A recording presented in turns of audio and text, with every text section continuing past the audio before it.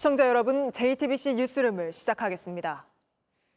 의료 공백 우려가 커지는 와중에 윤석열 대통령이 두 번째 국정브리핑을 열고 물러서지 않겠다는 의지를 확고하게 드러냈습니다. 지금 벌어지고 있는 상황은 의료 개혁을 해야 하는 이유이지 이것 때문에 멈출 수는 없다며 정부가 잘 대응하고 있다고도 했습니다. 지금 이러한 또 우리 개혁 과정을 통해서 1차, 2차, 3차 병원 간의 어떤 기능적 역할 분담이 아주 건강하게 지금 진행되고 있습니다. 그래서 또 최상병 사건, 명품백 사건 등 자신과 김건희 여사를 향한 수사에 대해서도 별다른 문제의식을 느끼지 못하는 듯한 발언이 나왔고 뻔히 보이는 당정 갈등에 대해서도 문제가 없다고 답했습니다. 하나하나 짚어보겠습니다. 먼저 김태영 기자입니다. 윤석열 대통령은 의료, 연금, 교육, 노동 등 4대 개혁을 반드시 완수하겠다고 밝혔습니다. 개혁은 필연적으로 저항을 불러옵니다. 정치적 유불리만 따진다면 하지 않는 것이 훨씬 편한 길입니다. 저는 쉬운 길을 가지 않겠습니다. 특히 최근 여당에서조차 유예를 요구하는 의대 증원에 대해선 마무리됐다며 의료개혁의 본질인 지역과 필수 의료 살리기에 정책 역량을 집중하겠다고 선언했습니다. 반년 넘게 논란인 의대 증원 문제는 더 이상 논할 대상이 아니라고 선을 그은 겁니다. 지금부터 시작을 해도 10년, 15년이 지나서야 이제 의대 증원의 소위 의사 공급이 이제 추가되기 시작을 하는 것이기 때문에 부득이하게 이제 할 수밖에 없다는 것이고요. 그러면서 의료계가 의대 증원과 관련해 통일된 의견을 가져오지도 못하면서 무조건 반대만 한다고 비판했습니다. 연금 개혁과 관련해선 지속 가능성과 세대 간 공정성, 노후 소득 보장 등 3대 원칙을 내놨습니다. 보험료율, 소득 대체율 등 모수 조정과 함께 기금 수익률을 높이고 자동 안정장치를 도입하여 연금의 장기 지속성을 확보해야 합니다. 노동개혁에 대해선 근로시간과 형태, 임금 구조 등에 있어 노동의 유연성을 강조했고 국가 돌봄 체계인 퍼블릭케어 확립과 늘봄학교 정착 등을 교육개혁의 목표로 제시했습니다. 또 그동안 수백조 원을 들였지만 효과를 보지 못했던 저출생 대책들을 원점에서 재검토하고 다시 설계하겠다고 말했습니다. JTBC 김태영입니다. 대통령실은 관리 가능한 상황이라는데 의료 현장이 느끼는 체감은 왜 다르냐는 질문에 윤 대통령은 현장에 한번 가보라며 비상진료 체계가 잘 가동되고 있다고 했습니다. 자신은 의료 현장을 많이 가봤다고도 했는데 윤 대통령의 공개 일정에 따르면 지난 4월 이후 5개월 가까이 현장을 찾지 않았습니다. 오늘 이 회견을 지켜본 여당 안에서조차 지금 일어나고 있는 게 의료 대란이다. 앞으로 줄줄이 더 일어나게 될 거란 우려가 나왔습니다. 이혜원 기자입니다. 추석 연휴 기간 응급실이 고비를 맞을 수 있다는 우려에 대해 윤 대통령은 의대 증원을 반대하는 이들의 주장이라고 일축했습니다. 그러면서 의료 현장을 직접 가보라고 했습니다. 의료 현장을 한번 가보시는 게 제일 좋을 것 같습니다. 특히 지역의 이 종합병원들 이런 데 좀 가보시고 여러 가지 문제가 있지만 일단 비상진료 이 체제가 그래도 원활하게 가동되고 있고 또 자신은 의료 현장을 많이 가봤다고도 했습니다. 저는 의료 현장을 많이 가봤습니다.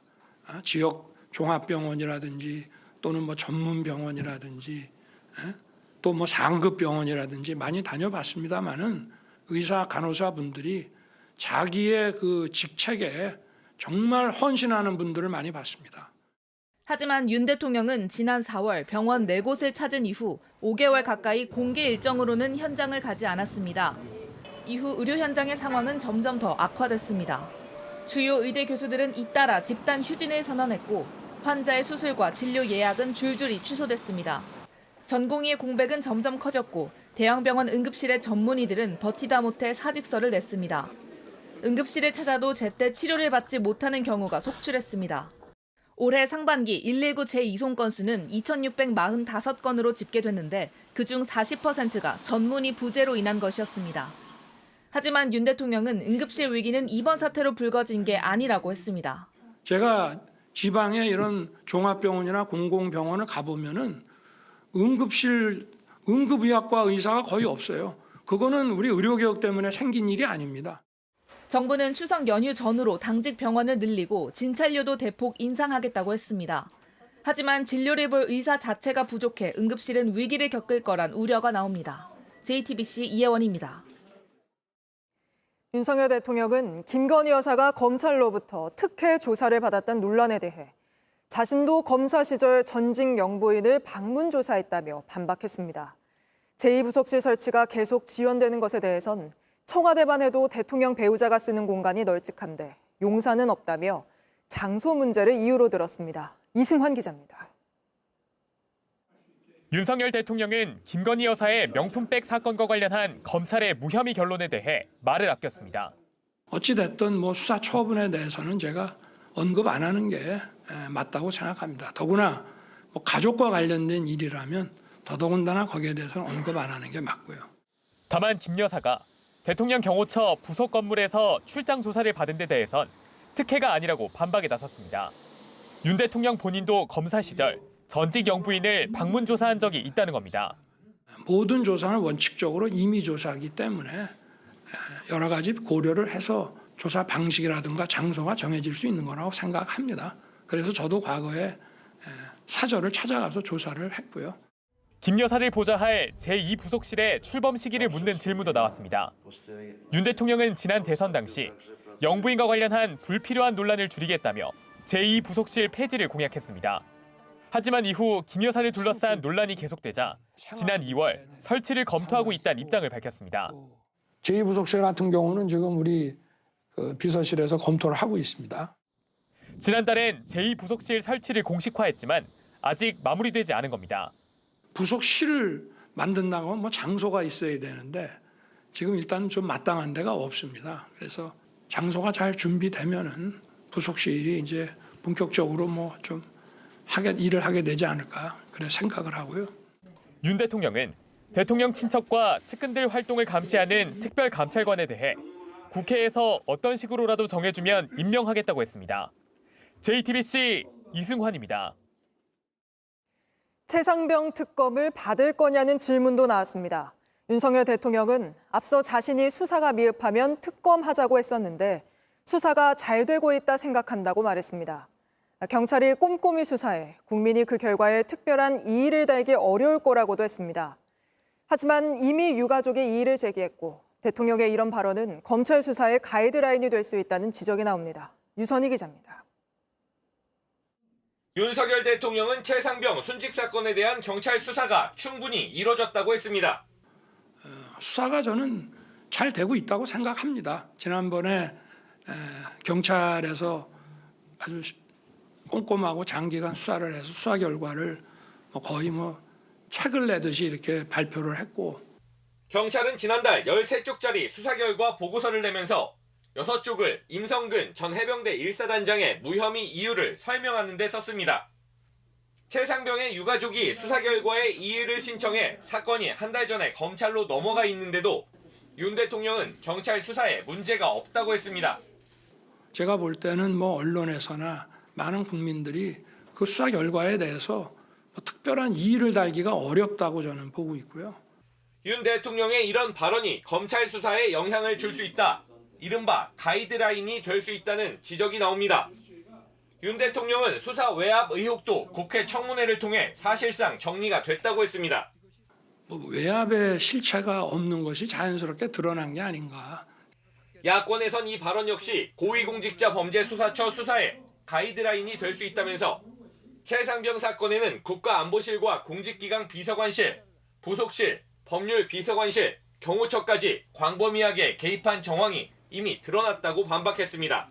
대통령실 개입 정황이 속속 확인되는데 오히려 실체가 없음이 확인됐다고 하는 주장도 기가 막힙니다. JTBC 유선입니다. 최근 여러 차례 언급한 반국가 세력이 야당을 지칭한 거냐는 질문에 윤석열 대통령은 반국가 세력은 대한민국의 정체성을 부정하는 사람이라고 답했습니다. 김형석 독립기념관장 임명으로 촉발된 뉴라이트 논란과 관련해선 뉴라이트가 뭔지 잘 모른다고 했습니다. 김재현 기자입니다.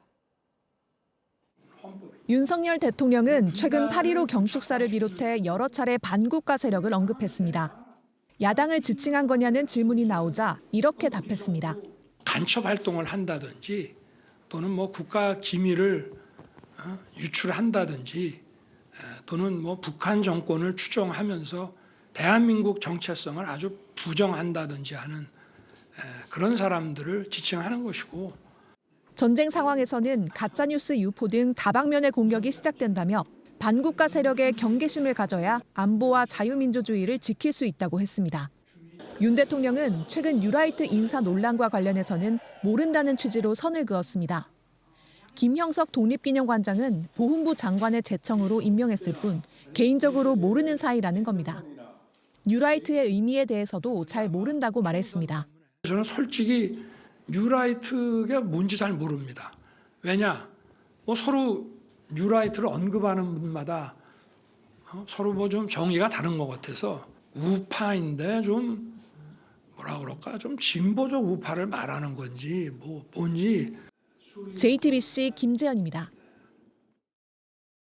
오늘 기자회견 현장에 있었던 대통령실 출입 기자와 스튜디오에서 좀 더 짚어보겠습니다. 자, 강희연 기자, 먼저 오늘 기자회견 총평을 좀 들어보고 싶은데 특히 여당에서는 어떻게 반응하고 있는지 궁금한데요. 네, 먼저 오늘 기자회견은 19개 질문이 나왔고 1시간 반가량 진행이 됐습니다. 초반에 의료개혁 분야의 질문이 좀 집중이 됐었는데요. 그런데 여당 일각에서도 특히 이 부분에 대해서 대통령의 현실 인식을 우려하는 목소리가 나왔습니다. 한 국민의힘 의원은 JTBC에 지금 일어나고 있는 것이 의료 대란이라며 앞으로 줄줄이 더 발생하게 될 거라고 했고, 또 다른 의원도 의사들이 점점 번아웃이 오고 있어 언제까지 버틸 수 있을지 우려된다.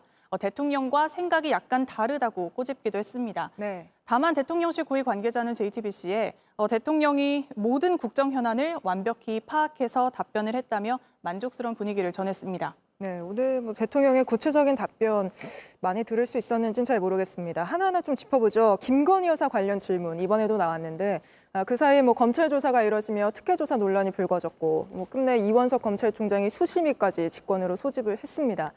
근데 그에 비해서 대통령의 답변은 뭐 지난번과 크게 달라진 게 없는 것 같습니다. 네, 지난 5월 취임 2주년 기자회견에서 윤석열 대통령은 이 김건희 여사 명품백 수수 사건에 대해서 직접 사과를 했습니다. 이번에 이 검찰 수사 심의위를 앞두고 관련 질문이 나오긴 했었는데 이 수사 결과나 재판 결과에 대해서 대통령으로서 언급을 자제해왔다. 더구나 가족과 관련된 일은 언급 안 하는 게 맞다면서 답을 피했습니다. 네. 또 제2부속실에 대해선 이 청와대와 달리 용산에 공간이 없다라는 취지로 말을 했는데요. 이 제2부속실은 윤 대통령이 후보 시절에 폐지를 공약을 내걸었던 것인데 이른바 여사 리스크가 불거지자 지난 2월에 설치를 검토하겠다고 했던 겁니다. 그런데 공간을 이유로 아직까지 이 진전이 없는 건 이해가 되지 않는다. 이런 지적도 나오고 있습니다. 네, 그리고 또 대통령 자신과 또 김건희 여사를 둘러싼 의혹, 수사에 대해서는 어떻게 보면 한층 더 적극적으로 반박하는 모습을 보이지 않았습니까? 네, 그렇습니다. 윤 대통령은 이 김 여사와 또 자신을 둘러싼 의혹에 대해서는 모두 적극 반박했습니다. 이 수사팀이 별도 경호처 건물에서 김 여사를 조사한 것을 두고 이 조사 특혜라는 지적이 나오는 데 대해선 자신도 검사 시절에 전직 영부인을 자택까지 찾아가서 조사한 적이 있다라고 반박을 했습니다.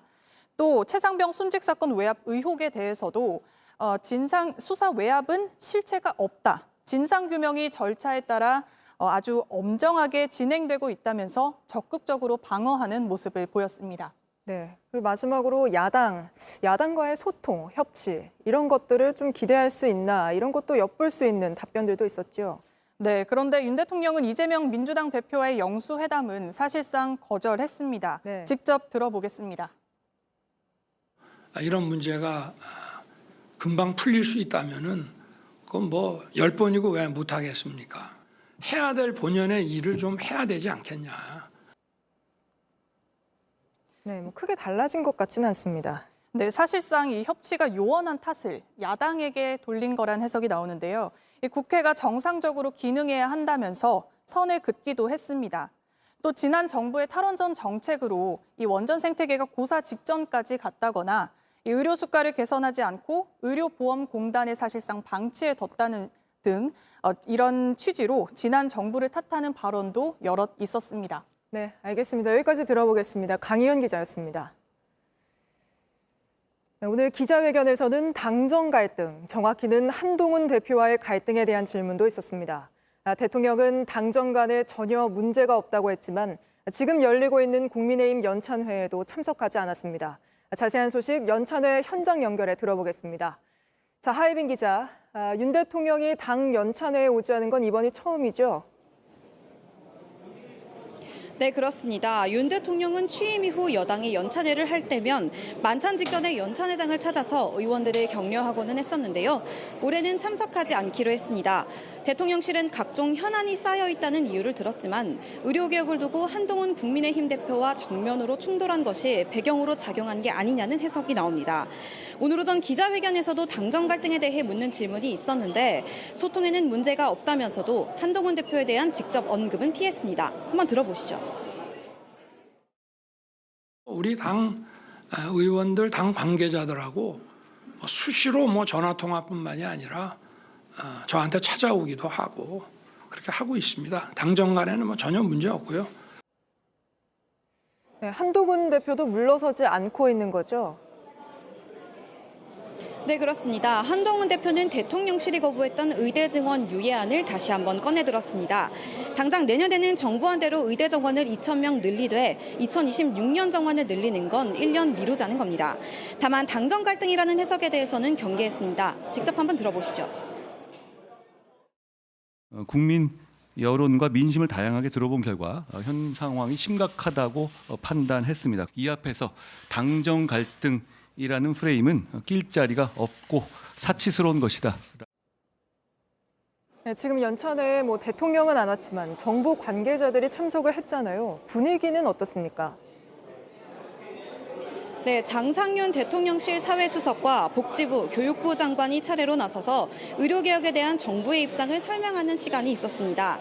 하지만 정작 한동훈 대표는 오후 2시쯤 개회식이 끝난 뒤 외부 일정이 있다며 연찬회장을 나섰다가 조금 전에 복귀했습니다. 결국 의료개혁 관련 정부 보고는 듣지 않은 건데요. 이런 가운데 국민의힘 원내 행정국은 어제 의원들에게 지난 4월 대통령실에서 배포했던 의료개혁 관련 담화문을 보내고 미리 숙지해달라고 당부했습니다. 이처럼 한 대표가 제시한 대안에 대통령실에 이어서 원내에서도 은근히 견제하는 듯한 기류가 감지되면서 당 안팎의 갈등이 당분간 계속될 거라는 관측에 힘이 실리고 있습니다. 네, 알겠습니다. 연찬회 현장에서 하예빈 기자였습니다. 보훈부가 내년도 예산안에서 광복회 지원 예산을 올해보다 6억 원 삭감한 걸로 드러났습니다. 김영석 독립기념관장 임명에 반발한 광복회에 보복성 조치를 한 거 아니냐 논란이 일었는데 국회가 보훈부에 시정 조치를 요구하면서 원상 복구 수순에 들어갔습니다. 구혜진 기자입니다. 보훈부가 발표한 내년도 예산안에 광복회 지원 예산이 올해 32억 원보다 6억 원이 줄어든 것으로 드러나 논란이 됐습니다. 국회 정무위는 어젯밤 예결 소위를 열고 삭감된 광복회 예산은 예산 심의 과정에서 되살릴 것이란 내용을 담은 시정 조치를 의결했습니다. 보훈부도 이에 동의하면서 삭감됐던 광복회 예산 6억은 원상복구 수순에 들어갔습니다. 보훈부가 예산 삭감은 기획재정부 지침에 따른 것이라고 했다가 거짓 해명 논란인 것에 대해서도 보훈부는 잘못된 내용이 맞다고 인정했습니다. 국가보훈부가 김영석 독립기념관장 임명에 반발하는 광복회에 보복성 조치를 하는 것 아니냐는 의혹이 제기된 건 처음이 아닙니다. 보훈부는 광복회에 대한 감사와 공법단체 추가 지정을 검토 중입니다.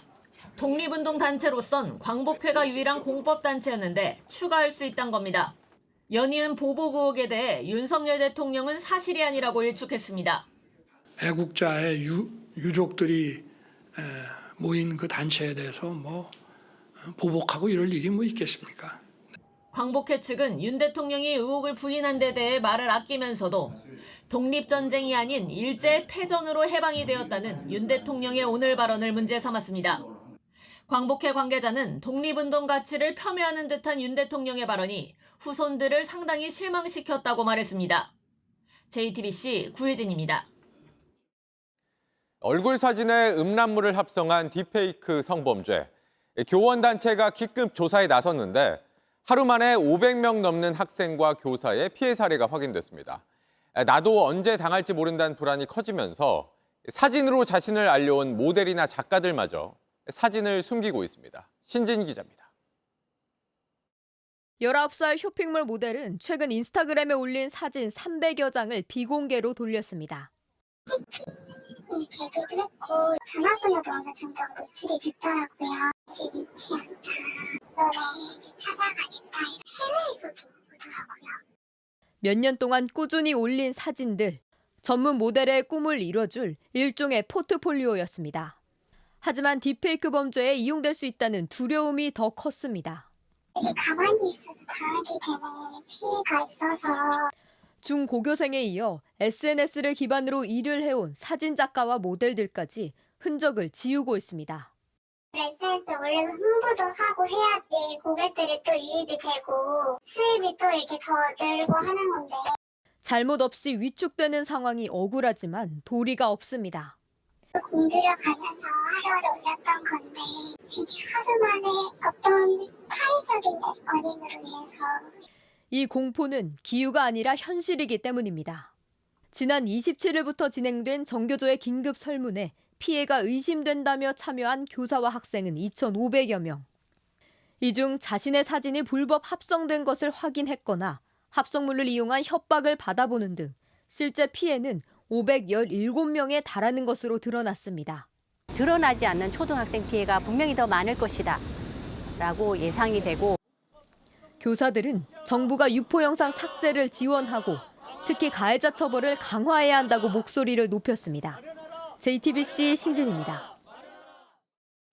딥페이크 범죄는 추적이 쉽지 않은 데다 제대로 처벌받는 경우도 거의 없습니다. 이 때문에 피해를 입고도 어떻게 해야 할지 몰라 홀로 괴로워하는 경우가 많은데, 이런 상황에서 가해자들을 찾아 신상을 공개하는 사적 보복 방식까지 등장했습니다. 임예은 기자입니다. 딥페이크 피해 사실을 입 밖으로 꺼내는 건 쉽지 않습니다.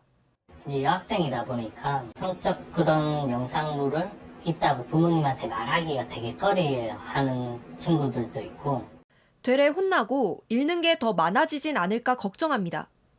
SNS에 왜 사진을 올려가지고 이런 일을 만들었냐, 혼날까봐 말을 못하는 친구들도 꽤 많이 있대요. 어디에 어떻게 신고할지 방법조차 모르는 경우가 대다수입니다. 신고하더라도 제대로 처벌할 수 있을지 알 수 없습니다. 어떻게 대처해야 하고 어디에 신고해야 하고 이게 정확하게 딱 한 곳으로 정립이 되는 건 아니다 보니까 기댈 곳 없는 피해자들은 각자 도생을 시작했습니다. 사례를 모아 피해 학교 명단을 만든 게 대표적입니다. 사적 보복에 나서기도 합니다. 가해자 신상을 올리는 정보방을 만들었습니다. 하지만 애꿎은 피해자도 나오고 있습니다. 그 가해자로 지목됐다고 떠들고 있다고, 아마 애기 사진도 있고, 그러니까 남편이 군인이어가지고 혹시나 뭐 협박이나 욕설 이런 것도 받을 수 있다는 생각이. 공권력과 제도를 믿지 못하는 상황부터 해결해야 합니다. 전문가들은 제도 공백을 메울 강한 처벌이 필요하다고 진단했습니다. 좀 이렇게 시기적으로 급하거나 새로운 범죄에 대해서는 메시지를 줄 필요가 있어요. 기술 발전은 빠르고 법이 따라가는 속도는 느립니다. JTBC 임예은입니다. 딥페이크 범죄가 이렇게 늘어난 배경 중 하나는 사진 한 장만 있으면 인공지능 AI 기술로 얼마든지 불법 합성물을 만들어주는 업체들이 있다는 겁니다. 이런 업체들이 미국에서 무더기로 수사를 받게 됐습니다. 심수미 기자입니다. 옷을 벗길 사람이 있습니까? 데이트로 시간을 낭비하지 마십시오. 이런 홍보 문구를 내세워 딥페이크 음란물 제작을 부추겨온 AI 업체들이 수사를 받게 됐습니다. 미국 샌프란시스코 검찰청은 현지 시간 지난 15일 범죄에 악용되는 대표적 업체 16곳에 민형사상 소송을 제기했다고 밝혔습니다. To simply upload an image of a clothed woman or girl, and with the press of a button, the website can generate a highly realistic nude or pornographic image of that person, often in a matter of seconds. 올해 상반기 6개월 동안만 16곳 업체 방문자 수는 2억 명에 달합니다. 시검찰청은 기술 혁신이 아니라 성적 학대라는 것을 분명히 한다면서 딥페이크, 아동 성착취물 등을 금지하는 주법과 연방법을 위반했다고 설명했습니다. 시 검찰청이 업체를 겨냥한 건 단순히 개인의 문제로 맡겨두기에는 가해자 처벌에 한계가 있다고 판단했기 때문입니다. 피해자가 직접 어떤 사이트에서 불법 이미지가 생성돼 유통됐는지 경로를 하나하나 찾기란 거의 불가능하다는 겁니다. 물론 해당 업체들의 본사는 미국 외에도 영국, 에스토니아 등에 흩어져 있어 현실적으로 대표를 법정에 세우는 게 어려울 수 있습니다. 하지만 걸석으로 재판이 이루어지더라도 혐의가 입증되면 사이트 폐쇄 조치와 벌금 등을 끌어낼 수 있습니다. JTBC 심수희입니다. 서울 도로 한복판에서 커다란 땅 꺼짐 현상이 발생하면서 차량 한 대가 그대로 구멍에 빠지는 사고가 났습니다. 예상치도 못한 사고에 운전자와 동승자 모두 크게 다쳤습니다. 김휘란 기자입니다. 도로를 달리던 흰색 차 한 대가 왼쪽으로 기우뚱하더니 땅속으로 빠집니다. 오늘 오전 11시 25분쯤 서울 연희동의 한 도로에서 땅 꺼짐이 발생했습니다. 차를 운전했던 80대 남성과 함께 타고 있던 70대 여성이 크게 다쳐 병원으로 옮겨졌습니다. 갑자기 퍽 소리가 나더라고요. 자세히 보니까 그게 차가 땅속으로 들어가 있는 거더라고요. 한 분 심폐소생술하는 게 보였고. 사고가 난 싱크홀입니다. 지금은 더 비어있는 공간이 있는지 확인하기 위해 주변 도로를 걷어내는 작업을 하고 있습니다. 이곳은 오늘 오전부터 이미 차들이 심하게 덜컹거리며 지날 정도로 패이고 있었습니다. 가다가 덜컹거려가지고 놀라서 좀 이상하다 싶었는데 다시 이제 갔다가 돌아오는 길에 보니까 다른 차들이 무슨 점프하듯이 이렇게 보이더라고요. 서울시는 검사를 했지만 문제가 나오진 않았다고 했습니다. CPR 3사라는 거를 주기적으로 하는데 이 구간에 대해서는 올해 5월 달에 했었고 그때는 별 이상은 없었었어요. 서울시는 정확한 사고 원인을 조사할 계획입니다.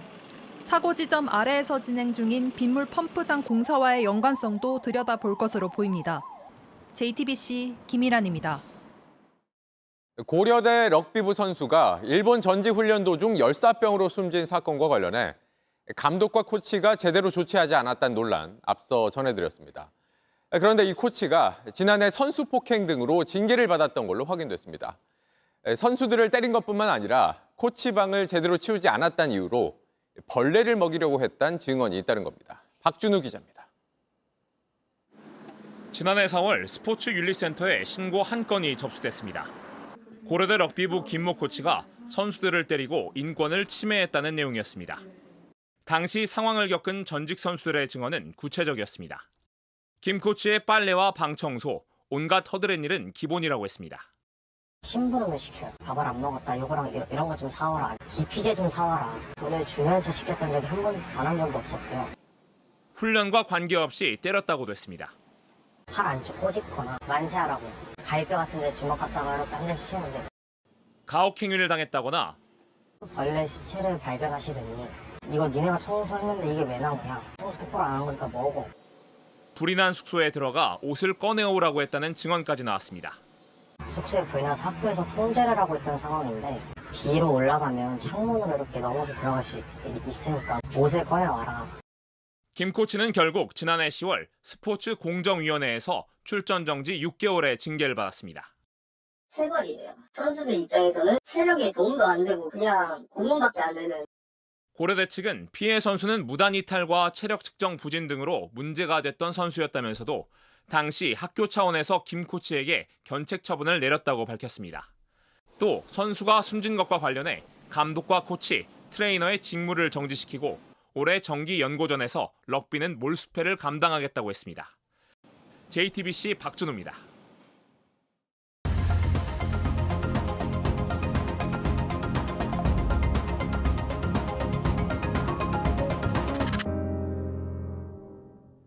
뉴스룸의 탐사보도 트리거. 오늘은 평소엔 서울 학원과 수학 강사로 일하면서 미성년자를 상대로 성범죄를 저지른 30대 남성을 추적했습니다. 이 남성은 우울증에 괴로워하던 여중생에게 접근한 뒤에 성폭행한 혐의로 재판에 넘겨졌는데 피해 학생이 더 있을 걸로 의심됩니다. 이윤석 기자가 취재했습니다. 14살 여중생 A양은 지난해 말 소셜미디어 X에 우울증을 호소하는 글을 올렸습니다. 그러자 한 남성이 말을 걸어왔습니다. 아이들에게 수학을 가르치고 있다는 30대 남성은 자신도 우울증이 있다며 공감을 표했습니다. 대화가 이어질수록 남성의 말은 점점 이상해졌습니다. 대신 죽여주고 따라 죽겠다며 A양을 겁주기 시작한 겁니다. 이후 A양을 직접 불러내 자신의 차 안에서 자해를 유도하고 가학적 성폭행까지 저질렀습니다. 딸이 심각한 상해를 입은 사실을 발견한 부모는 경찰에 신고했습니다. A양은 정신병원 폐쇄병동에 입원할 정도로 큰 충격을 받았습니다.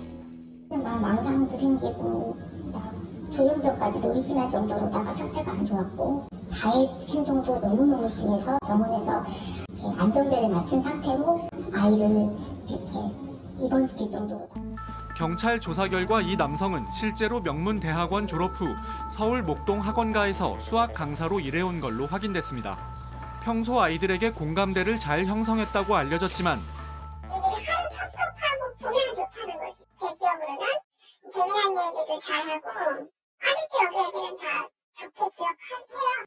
이 남성 X 계정엔 가학적 성행위 관련 내용이 가득했습니다.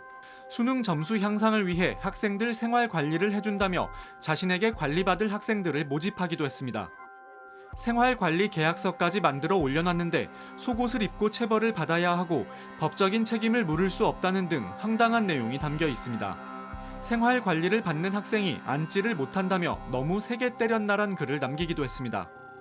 보도를 통해서 좀 추가 피해자분들이 좀 신고를 진행을 해서 본인의 좀 안타까운 부분들을 좀 해소하는 기회가 됐으면 좋겠다는 생각이 좀 있습니다.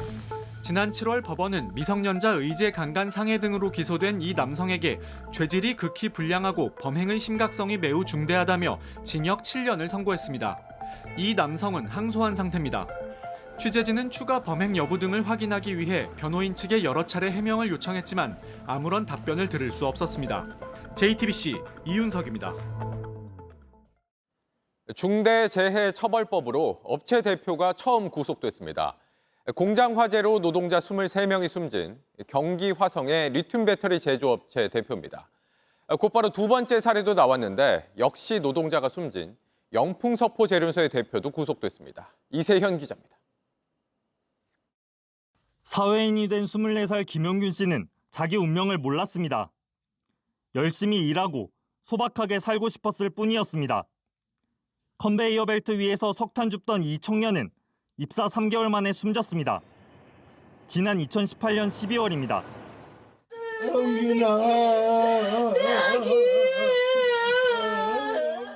아들 잃은 엄마는 투사가 됐습니다. 거리로 나서 노동자가 다치고 숨졌을 때 원청사업주 책임을 묻는 중대재해처벌법 제정을 요구했습니다. 이른바 김용균법. 지난 2021년 1월 국회를 통과했습니다. 하지만 세상은 잘 변하지 않았습니다. 기소로 간 것들은 몇 건이 안 되고요. 거기서 실제로도 처벌로 간 것들은 프로테지 계산해보면 10% 이내예요. 지난 6월 경기 화성의 리튬 배터리 제조업체 아리셀에서 불이 났습니다. 노동자들은 제대로 된 업무나 안전교육을 받지 못했습니다. 노동자 23명이 탈출구를 못 찾아 숨졌습니다. 지난 1997년 이후에만 노동자 15명이 숨진 경북 봉화의 영풍석포재련소. 지난해 12월 독성가스를 마신 노동자 1명이 숨졌습니다. 어제 이 두 업체 대표는 각각 중대재해처벌법 위반 혐의로 구속심사를 받았습니다. 아리셀 박순간 대표는 어젯밤 11시 40분쯤, 영풍 박영민 대표는 오늘 0시 10분쯤 구속됐습니다. 법 시행 2년 7개월 만에야 나온 첫 번째와 두 번째 구속 사례였습니다. JTBC 이세현입니다. 지난해 서울 신림동 등산로에서 처음 보는 여성을 살해한 최윤종에게 무기징역이 확정됐습니다. 앞서 1심과 2심 재판부는 최윤종을 사회로부터 영구히 격리해 재범 가능성을 차단해야 한다고 했는데 대법원 판단도 같았습니다. 최윤종은 1년 전 신림동 등산로에서 처음 보는 30대 여성을 성폭행하기 위해 너클을 낀 주먹으로 마구 때리고 숨지게 한 혐의 등을 받았습니다.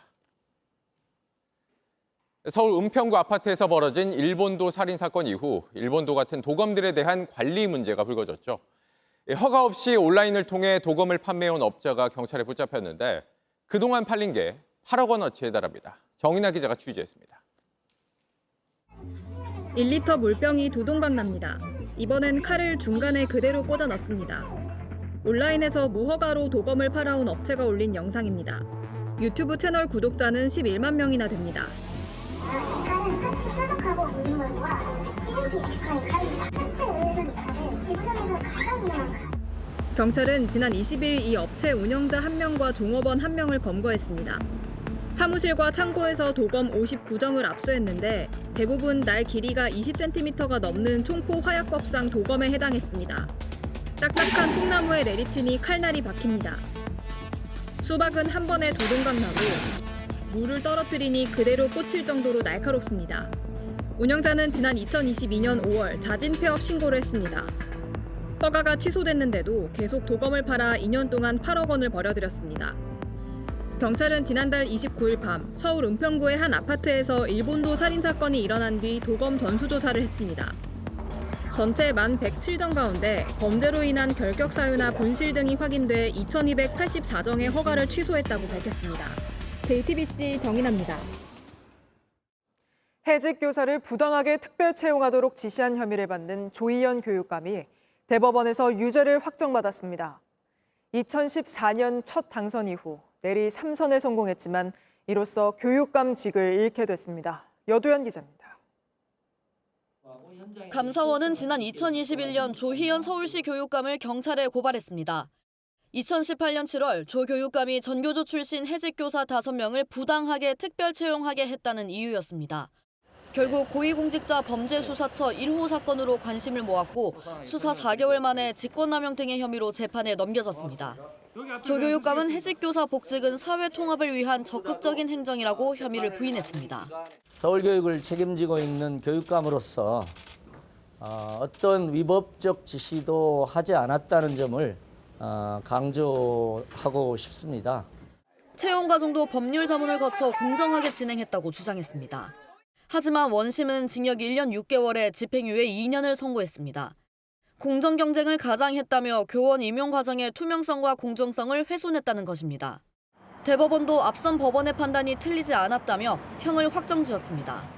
교육감은 금고형 이상 형이 확정되면 직을 잃게 돼 조 교육감의 10년 임기도 오늘로 마무리됐습니다. 당시 결정에 대해서는 지금도 후회가 없습니다. 교육계의 역사적 화해를 위한 조치였으며 사회 정의에도 부합한다는 확신은 변함이 없습니다. 조 교육감이 2026년 6월까지 임기를 다 채우지 못하고 물러나면서 오는 10월 재보궐선거에서 새 교육감을 뽑게 됩니다. JTBC 여도현입니다. 비위 의혹으로 탄핵 소추된 이정섭 검사에 대해 헌법재판소가 재판관 전원일치로 파면하지 않는다고 결정했습니다. 민주당이 탄핵안을 통과시킨 지 9개월 만입니다. 이로써 이 검사는 바로 복귀하게 됐지만 검찰과 공수처 수사는 여전히 남아있습니다. 연주환 기자입니다. 헌법재판소는 이정섭 검사에게 적용된 탄핵 사유 일부는 판단할 필요가 없다고 봤습니다. 천안 마약 사건 수사 무마와 대기업 임원이 예약해준 리조트를 이용하고 처가가 운영하는 골프장에 동료들을 예약해준 것, 범죄 경력을 조회한 것 등은 사실관계가 구체적이지 않다고 봤기 때문입니다.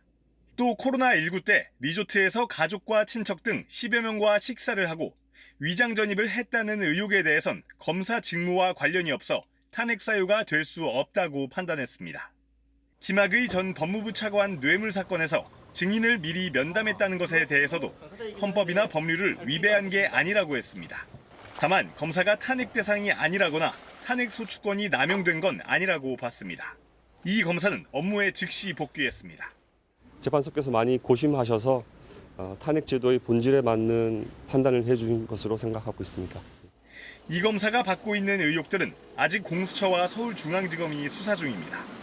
두 기관 모두 의혹을 처음 제기한 처남의 전 배우자인 강미정 조국혁신당 대변인을 조사했고 검찰은 지난 4월 이 검사의 자택 등을 압수수색했습니다. JTBC 연지환입니다.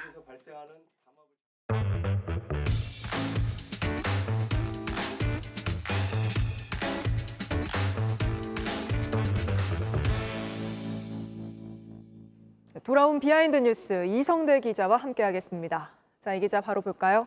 네, 첫 번째 이슈 보겠습니다. 정치인들도 응급실 뺑뺑이 소갈이. 자, 지금 일반인들 의료 대란 때문에 상당히 피해를 겪고 있는데 정치인들도 너도나도 피해를 호소하고 있는 상황이 계속되고 있습니다. 자, 김한규 민주당 의원 제주 지역구의 재선 의원인데요. 오늘 SNS에 이렇게 글을 올렸어요. 자, 아버지가 얼마 전에 아팠는데 지역에서는 치료를 못한다고 해서 서울로 올라갔다고 합니다. 하지만 서울 여러 곳의 병원을 확인했는데 응급실에 여력이 없다는 얘기만 들었고 결국 포기할 수 없어서 겨우겨우 한참을 기다린 끝에 결국 응급수술을 받을 수 있었다라고 적었는데 네. 최근에 하지만 안타깝게도 아버지는 돌아가셨다고 밝혔습니다. 윤 대통령 오늘 기자회견에서도 비상진료체계가 잘 작동하고 있다 이렇게 말했지만 사실 이런 경험하는 분들 주변에 한 분씩은 꼭 있잖아요. 저도 있습니다. 그렇습니다. 일단 윤 대통령의 발언 다시 한번 들어보겠습니다. 여러 가지 문제가 있지만 일단 비상진료 체제가 그래도 원활하게 가동되고 있고 정부도 열심히 뛰고 있습니다만은 하지만 앵커 말씀하신 것처럼 또 김한규 의원이 얘기하는 것처럼 정부의 의료 상황을 잘 관리하고 있다고는 하지만 실제 본인이나 가족들이 이 상황을 겪어보면 그게 아니라는 걸 알 수 있다라고 얘기를 하고 있습니다. 네. 그러니까 물론 정치인들이 특별 대우를 받으면 안 되겠죠. 받으면 안 되지만 그럼에도 불구하고 일반인들이 볼 때는 정치인들도 이 정도인데 힘이 없는 일반인들의 경우에는 얼마나 더 힘들겠느냐 이런 생각을 할 수밖에 없다는 것이죠. 뭐 아는 의사 없는 사람 어떡하냐 이런 얘기가 그렇습니다. 많지 바로 않습니까? 그런 얘기가 나오는 거고요. 자, 박지원 의원도 비슷한 이야기를 호소했습니다. 직접 들어보시죠. 어젯밤 제 동생 아이가 손가락을 다쳐가지고 응급실을 찾는데 안 되니까 저한테 전화 왔어요. 김종인 대표도 안 되는데 내가 어떻게 하느냐. 네, 그러니까 김종인 전 비대위원장도 경험자죠. 지난번에 이마에 밴드를 붙이고 나와서 이야기하지 않았습니까? 그렇습니다. 지난주였습니다. 지금 김종인 전 비대위원장이 1940년생입니다. 그러니까 대략 84살 정도 되는데 네. 이런 80대 노인층 언제든지 위급 상황에 처할 수 있다. 실존적인 위협을 느낄 수 있다. 이런 장면들을 아주 본인이 생생하게 증언했습니다. 듣고 가시죠. 넘어지셨죠. 이마가 깨졌어요, 새벽에. 예, 새벽에. 그래가지고 이제 119가 와가지고서 피투성이가 된 사람을 이제 이렇게 해가지고 가는데 응급실에 가려고서 22군데를 전화를 했는데도 안 받아주는 거예요. 솔직히 해서 겪어보지 않은 사람은 모르는 거예요. 네, 정말 뭐 겪어보지 않은 사람은 모르는 내용인 것 같습니다. 다음 이슈 바로 볼까요? 자, 두 번째 이슈 보겠습니다. 박존과 포터 해리. 누군지 잘 모를 수 있는데요. 네. 자, 외국인들입니다. 자, 어제였습니다. 행정안전부가 외국인의 성명에 관한 표준안을 제정했습니다. 그동안 그 외국인들의 성명이 제각각이고 원칙 없이 쓰다 보니까 당사자들이 좀 피해를 받고 신원 확인이 안 돼서 그리고 또 행정 비용들이 많이 들어가기 때문에 표준을 만들기로 했다는 얘기입니다. 무슨 얘기냐? 다음 달부터 공식적으로 쓰는 행정 문서에는 성을 먼저 쓰고 이름을 나중에 쓰는 우리와 똑같은 방식으로 간다는 것이죠. 네. 외국인 이름은 그동안은 이름을 먼저 쓰고 성을 쓰는 식이었는데 바꾼다는 겁니다. 예를 들어 볼게요. 만약에 동명이인이라고 해보신다고 하면 우리나라에 버락 오바마가 산다면 앞으로는 오바마 버락 이렇게 쓴다는 네. 것이죠. 좀 화나는 느낌인데 자, 빌 게이츠는 게이츠빌이라고 써야 됩니다. 좀 빌라 느낌이죠. 자, 잭 블랙 유명한 배우인데 블랙잭이라고 써야 되는 상황이 됩니다. 좀 약간 난감한 상황이 될 수 있는 거죠. 굉장히 낯설게 들리는데요. 그렇습니다. 그러다 보니까 당사자도 좀 당황스럽다는 입장을 내놓기도 했습니다. 자, 가수 존박 씨가 있어요. 근데 이제 앞으로 존박 씨는 존박이 아니라 박존이라고 불려야 된다라는 이 게시글에 직접 댓글을 달았습니다. 아니 저기 잠시만요라고 썼는데 네. 유명한 사람들은 이름이 말 그대로 자신의 어떤 브랜드지 않습니까? 그러다 보니까 좀 당황스러움을 표출하는 것 같다라는 분석도 나오고 있고요. 좀 듣기에도 좀 어색하게 들리니까요. 또 몇 가지 사례를 좀 더 가져왔습니다. 만약에 이런 그 대표적으로 가장 유명한 게 해리포터인데 만약에 이런 이름의 외국인이 우리나라에 산다고 하면 앞으로는 포터 해리가 된다. 할 때 이렇게 될 수 있는 거고요. 또 유명한 문학 작품들과 동명이인이 있다고 생각해 봅시다. 안나 카렐이나 뭐 제인 에어, 톰 소여 이런 사람들이 있다고 했을 때는 앞으로 공식 그 문서에는 카렐이나 안나, 에어 제인, 소여 톰 참고로 한글로 쓸 때는 붙여 써야 됩니다. 좀 많이 어색하게 느껴질 수 있을 것 같은데 알겠습니다. 오늘 여기까지 들어보죠. 이성대 기자였습니다. 네, 계속해서 미국 대선 소식입니다. 해리스 부통령은 공화당 지지 성향이 강한 남부 지역 공략에 나섰습니다.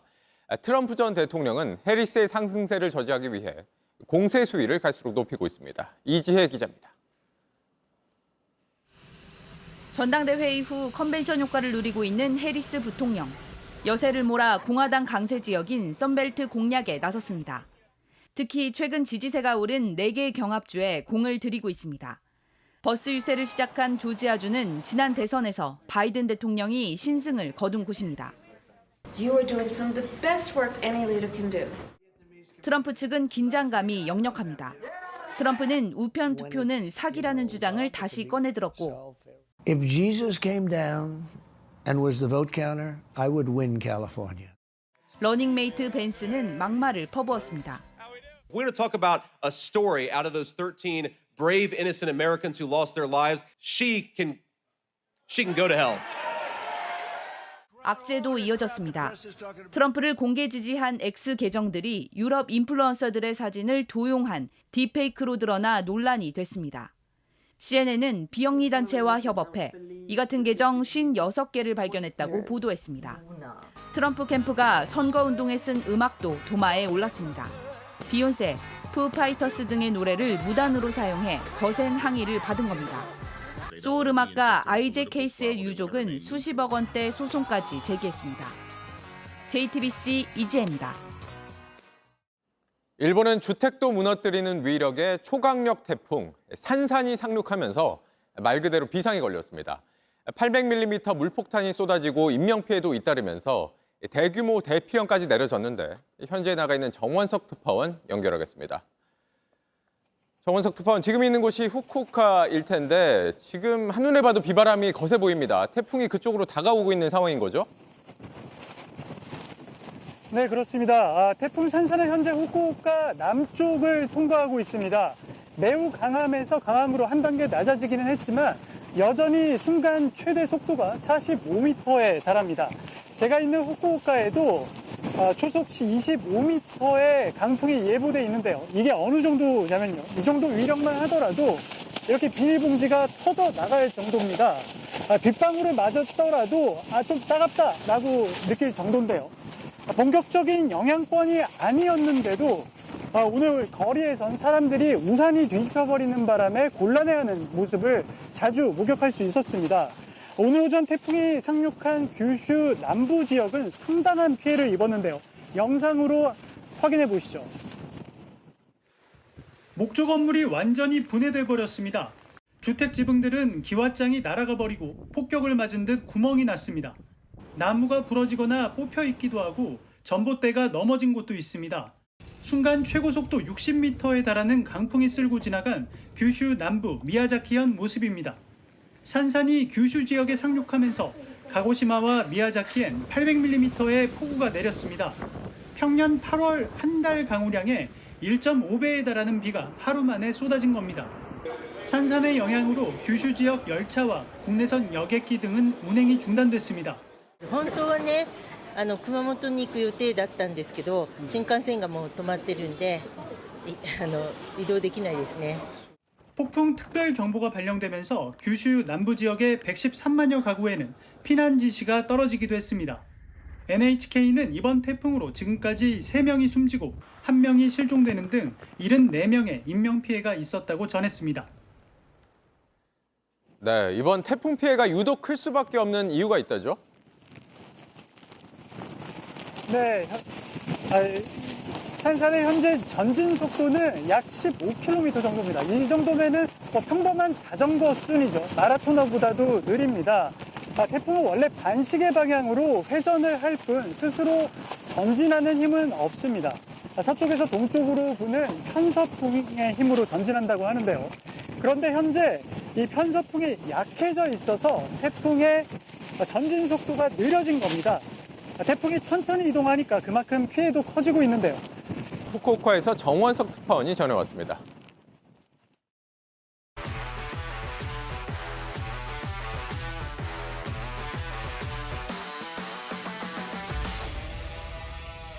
스포츠 뉴스입니다. 칠 때마다 뛸 때마다 모든 발걸음이 기록이 되고 있습니다. 제2의 이종범으로 불린 기아 김도영 선수 얘긴데요. 이제는 제1의 김도영이라고 해도 과언이 아닙니다. 27년 전에 이승엽 감독의 기록을 넘어서 가장 어린 나이에 가장 많은 홈런을 기록한 선수가 됐습니다. 오선민 기자입니다. 1회 말 원아웃 1루 상황, 김도영이 시속 141km 직구를 제대로 공략해 왼쪽 담장을 넘깁니다. 5경기 만에 나온 시즌 33호 홈런. 김도영은 KBO 리그에서 가장 어린 나이에 가장 많은 홈런을 때린 타자가 됐습니다. 27년 전 21살의 나이로 홈런 32개를 때린 이승엽 감독의 기록을 넘어 이제 홈런 하나를 추가할 때마다 새 역사가 됩니다. 그냥 딱히 의식도 안 했던 것 같아요. 제 존에 오면 좀 과감하게 나가자 생각하고. 기아가 4대3으로 앞선 6회 말 몸에 맞는 공으로 출루한 김도영은 상대 폭투로 3루를 훔치고 최영우의 적시타에 홈을 밟아 기아의 역대 단일 시즌 최다 득점자에도 이름을 새겼습니다. 제가 어떻게든 살아나가서 점수로 이어질 수 있게끔 좀 과감하게 뛰고 그런 야구를 또 펼쳐야 될 것 같아서. 데뷔 3년차 20살 김도영이 최초와 최다의 기록을 써내려간 지난 5개월. 4타석으로 만든 사이클링 히트 같은 희귀한 기록부터 프로야구 43년 역사상 처음으로 월간 10홈런 10도루도 달성했습니다. 33홈런에 36도루를 기록한 지금 추세대로라면 남은 21경기에서 40홈런, 40도루도 불가능한 이야기는 아닙니다. 득점과 장타율 1위, 홈런 2위 등 타격 전 부분에서 고른 성적을 갖춘 김도영은 역대 최연소 타자 MVP에도 한 걸음 더 다가섰습니다. JTBC 오선민입니다. 폭염은 사그라들고 있지만 야구의 열기는 더 뜨겁습니다. 벌써 시즌 900만 관중을 넘어서 1000만 관중의 고지도 바로 눈앞에 두고 있는데요. 전 세계가 주목하는 우리 프로야구 인기의 비결은 대체 뭘까요? 홍지영 기자입니다. 그냥 이 열기가 처음 느껴보는 열기여서 그 다음부터는 거기에 빠져나올 수가 없더라고요. 폭염도 올림픽도 야구의 뜨거운 열기를 막지 못했습니다. 올해 야구장을 찾는 관객은 지난해 같은 기간에 비교해 매달 50만 명 가까이 늘었습니다. 7년 만에 우승에 도전하는 기아, 명가의 부활을 노리는 삼성, 가을 야구의 막차를 노리는 하나와 롯데까지 전통의 명가의 치열한 순위 싸움은 팬들을 불러 모읍니다. 올해 류현진 선수 효과가 굉장히 큰 것 같아요. 메이저리그에서 12년 만에 KBO에 다시 돌아왔기 때문에. 새로 야구에 입문한 팬층도 눈에 띕니다. 20대 여성, 미혼 팬들이 특히 많이 늘고 있는데 팀의 성적과는 무관하게 선수의 스타성에 끌리는 경우가 많습니다.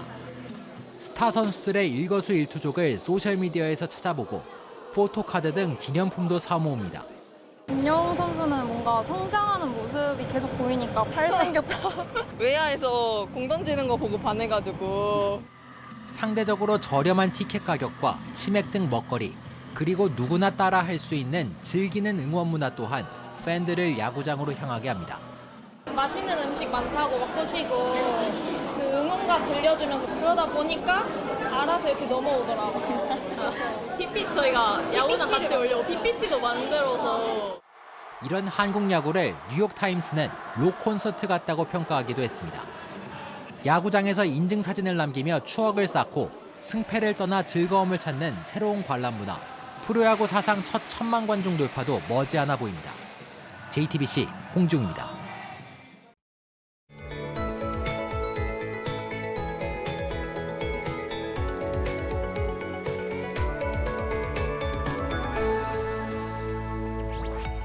밤에는 제법 가을 분위기가 느껴지지만 낮 더위는 한여름 못지 않은데요. 오늘 서울은 33.5도까지 오르면서 평년보다 5도가량 높았고요. 내일도 최고 기온이 34도로 오늘만큼이나 무덥겠습니다. 특히 서쪽을 중심으로 뜨거운 열기가 쌓이고 있는데요. 동해안 지역은 폭염특보가 해제된 반면 수도권과 전남 곳곳에는 폭염경보가 내려져 있습니다. 한편 태풍 산사는 일본을 지나는데요. 다만 워낙 세력이 강해서 우리나라에도 영향을 주고 있습니다. 내일까지 동해안에 강한 비바람이 몰아치겠고요. 동해상과 남해상에는 물결이 매우 높게 일겠습니다. 비가 내리지 않는 지역은 가끔 구름만 지나겠습니다. 오늘 밤 남해안과 제주 곳곳으로는 열대야가 나타나겠고요. 최고 기온은 서울과 대전, 창원이 34도까지 오르겠습니다. 월요일에는 수도권과 강원도에 비가 내리면서 서울도 낮 기온이 29도까지 떨어지겠습니다. 날씨였습니다. 뉴스룸 저희가 준비한 소식은 여기까지입니다. 시청해주신 여러분 고맙습니다.